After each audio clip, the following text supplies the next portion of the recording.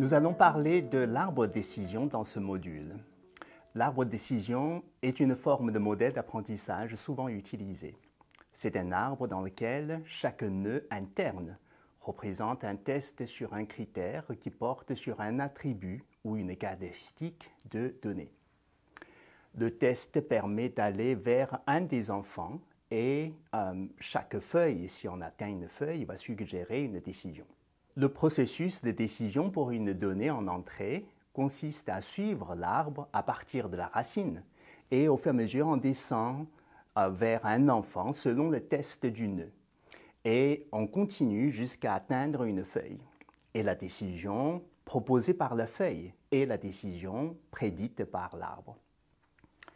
Et pour appliquer un arbre de décision, on suppose que chaque donnée ou chaque cas est décrite par un vecteur de caractéristiques ou des attributs. Et nous avons déjà parlé de ça dans les précédents modules.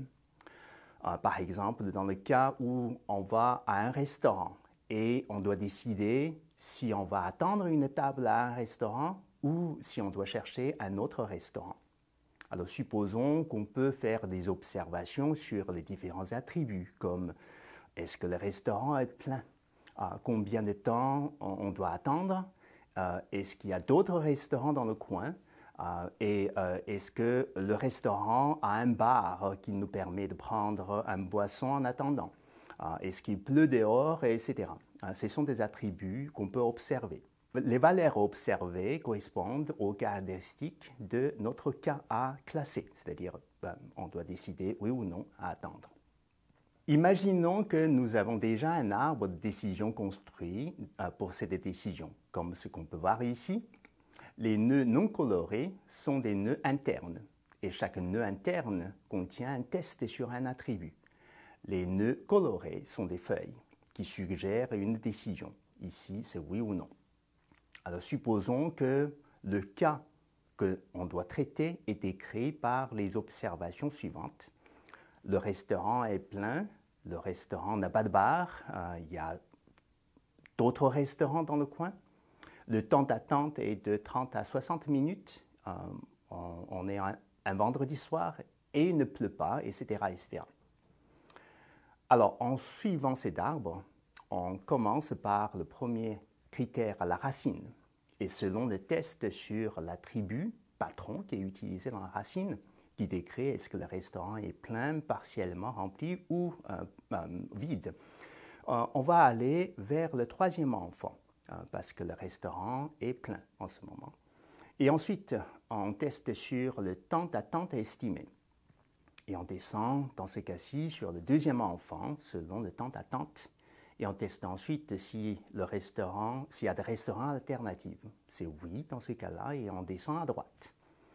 À l'étape suivante, on teste si on est en vendredi ou samedi. C'est oui, et donc on va descendre à droite. Et maintenant, c'est une feuille. Et la décision suggérée par cette feuille est oui, c'est-à-dire on doit attendre. Et c'est la décision suggérée par l'arbre pour notre cas.